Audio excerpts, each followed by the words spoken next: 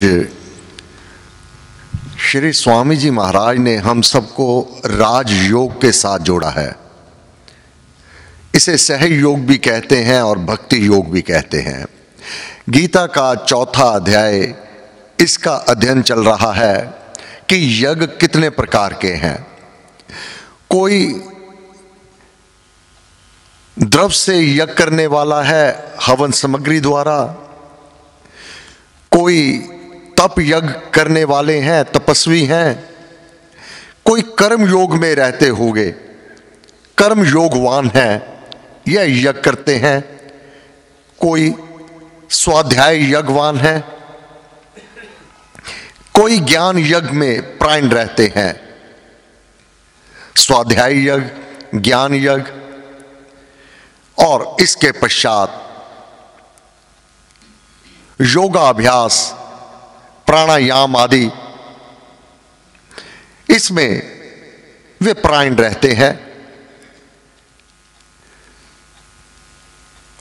आगे के यज्ञों में बाह्य शरीर के द्वारा जो कार्य किया जाता है वह कष्ट साध्य, भूखे रहना, उपवास में रहना, कठिन क्रियाएं करना, अपने शरीर को कष्ट देना। एक बार का जिक्र है, साधना सत्संग लगा हुआ हरिद्वार में, परम पूज्य श्री स्वामी जी महाराज स्वयं अध्यक्ष पद पर विराजमान, प्रातःकाल 5 से 6 की सभा के पश्चात नीलधारा जाया करते सैर के लिए।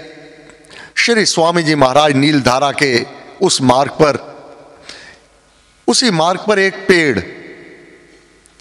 एक साधक एक टांग ऊपर करके पेड़ की टहनी को लेकर खड़ा, हठ योग में जो वर्णन किया गया इस प्रकार से वह योग मुद्रा में खड़ा। स्वामी जी महाराज ये क्या कर रहे हो? स्वामी जी ये मैं साधना कर रहा हूं।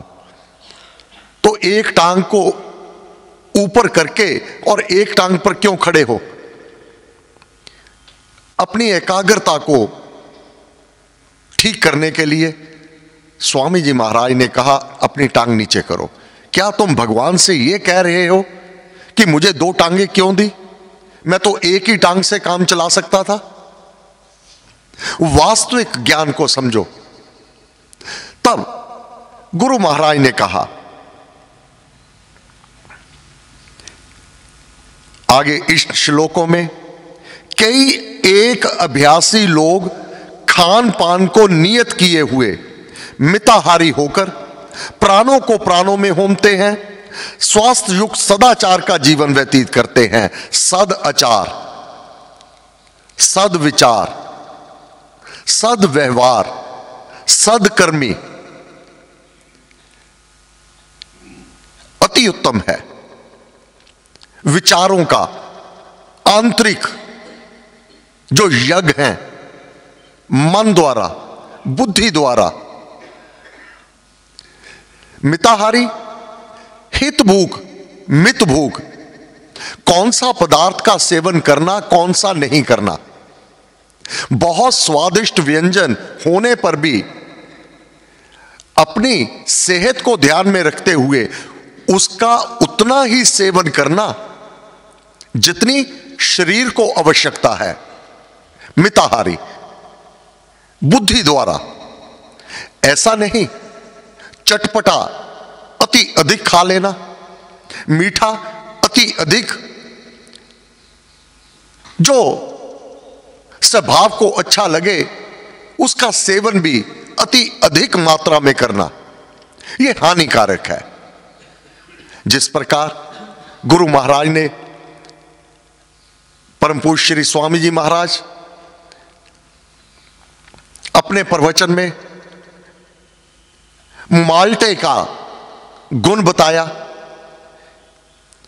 एक सेठ जिसके अपने माल्टे के बागान, महाराज से माल्टे की महिमा सुन करके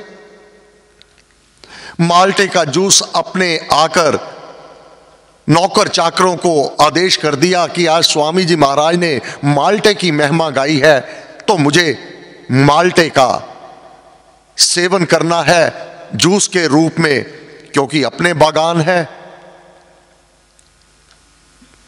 अब वह सेठ अगले ही दिन सत्संग में ना आए। 2 दिन निकल गए। श्री स्वामी जी महाराज ने दूसरे साधक को कहला भेजा कि पता करो वह सत्संग में क्यों नहीं आ रहे। वह सेठ चल करके आ गया, तबीयत उसकी खराब, बुरा हाल उसका। भाई क्या हुआ? स्वामी जी महाराज, आपने माल्टे की महिमा बता दी, मैंने अपने नौकर चाकरों को माल्टे के सेवन और उसके जूस के लिए बोल दिया। अच्छा, कैसे किया? प्रातःकाल उठते ही 2 गिलास माल्टे के जूस, 11 बजे 2 गिलास माल्टे के जूस, दोपहर को खाने पे 2 गिलास माल्टे के सून, सायंकाल 2 गिलास माल्टे का जूस, रात्रि को फिर माल्टे का जूस। मेरा पेट खराब हो गया, मैं बीमार पड़ गया। जो ये कहा है मिताहारी, अमृत, ये हमारा भोजन अमृत है, परंतु कब तक? जब तक उसकी मात्रा जितनी इस शरीर की आवश्यकता है वह अमृत का कार्य करेगी, उससे अधिक उसका पान करना वह विष में परिवर्तित हो जाएगा। भाई, नपा हुआ, तुला हुआ स्वादिष्ट भोजन भी अगर गुणकारी भी है, उसको भी जो नियम है उसका तो पालन करना होगा, अन्यथा बीमार पड़ जाओगे। तो गुरु महाराज ने कहा वास्तविक ज्ञान को मानव समझे। अब जो इस शरीर के साथ जुड़ा हुआ है उसका त्याग नहीं किया जा सकता, परंतु संयम में रह करके विधि अनुसार कोई भी कार्य यह सात्विक होगा, विपरीत चल करके वह तामसिक हो जाएगा और वह कष्ट कार्य और इस शरीर का नाश करने का कारण बन जाएगा। स्वास्थ्य युक्त सदाचार का जीवन, योगाभ्यास में कष्टकारी आसनों का करना, हठ योगी बनना, यह विधान नहीं है। गुरु महाराज ने हमें राजयोग दिया, सहयोग दिया, और इसे भक्ति योग भी कहा जाता है।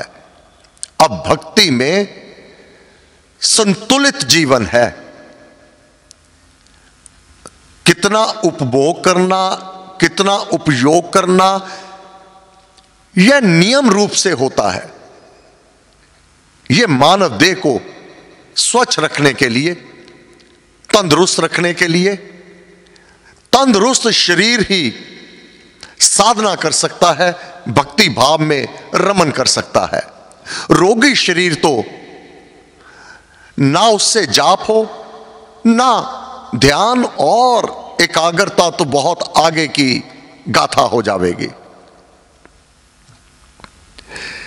अब जो इस प्रकार इस ज्ञान को समझ करके अपना जीवन जपान चलाते हैं, स्वास्थ्य युक्त सदाचार का जीवन, सद विचार, सद आचरण, सद्भाव और सद संलाप, मेल मिलाप, कहीं मन में घुंडी नहीं, सरलता का जीवन।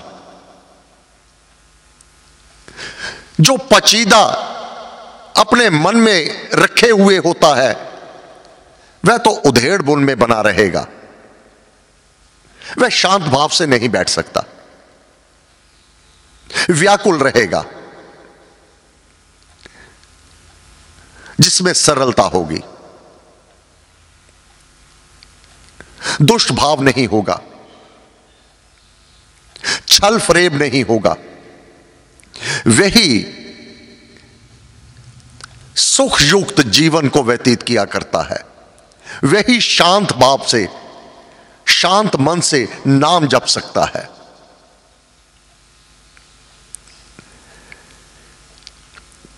ऐसे स्वास्थ्य युक्त सदाचार का जीवन व्यतीत करते हैं वैसे साधक, वे सभी यज्ञों से, ये सभी यज्ञ कौन? सहयोग के अंतर्गत अपने इस शरीर का ध्यान रखते हुए, खान पान का ध्यान रखते हुए, अपने विचारों पर, अपने कर्म कलाप पर,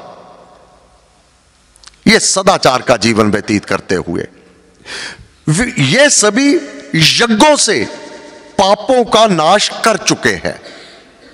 ऐसे साधक, सभी पापों का नाश अपने आप हो गया और यज्ञों को जानते हैं। वास्तविक यज्ञ क्या है वह जानते हैं, यज्ञों के सच्चे मर्म को समझते हैं। अब ऐसे यज्ञ करके, अब यज्ञ की परिभाषा बता दी गई, अपना व्यवहार, सद्विचार और मिताहारी उतना ही खाना जितना सेहत के लिए मंगलकारी है, अपने व्यवहार, अपने विचार।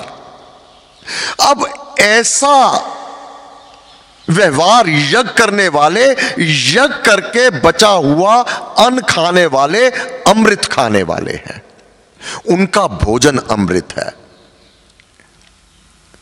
इसमें परहित, परोपकार, सेवा, दान पुण्य, ऐसे यज्ञ करके